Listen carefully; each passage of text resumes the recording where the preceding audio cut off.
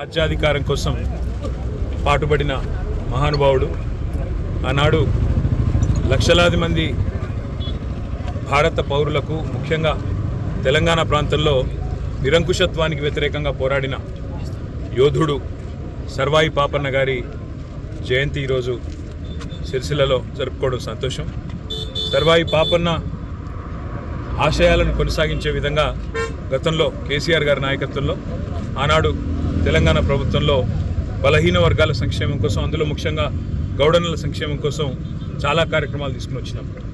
అందులో మనం గుర్తు కనుక చేసుకున్నట్టయితే మొదటిది, ఏ కులవృత్తి మీదనైతే గౌడనులు ఆధారపడి ముందుకు పోతూ ఉంటారో గ్రామీణ ప్రాంతాల్లో, దాని మీద చెట్ల పన్ను మొత్తం మాఫీ చేసి పూర్తి స్థాయిలో అప్పటిదాకా ఉన్న బకాయిలను కూడా రద్దు చేసింది కేసీఆర్ ప్రభుత్వం.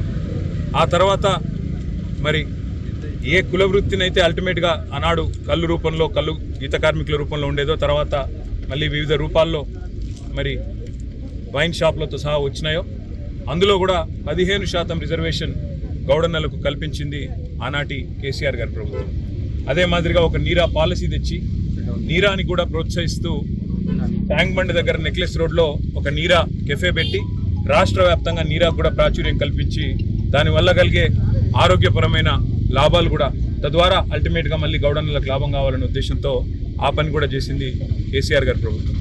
దాంతోపాటు పిల్లలకి చదువుకోవడానికి ముఖ్యంగా బీసీ గురుకుల పాఠశాలలు కూడా వందలాదిగా పెట్టి అందులో అందరికీ కూడా పెద్ద ఎత్తున దాదాపు 6.5 లక్షల మంది విద్యార్థులు, ఎస్సీ, ఎస్టీ, బీసీ, మైనారిటీ విద్యార్థులను కలుపుకుంటే 6.5 లక్షల గురుకులాల్లో మంచి 1000 పైన గురుకులాలు పెట్టి అందరికీ అవకాశాలు కల్పించింది కేసీఆర్ ప్రభుత్వం.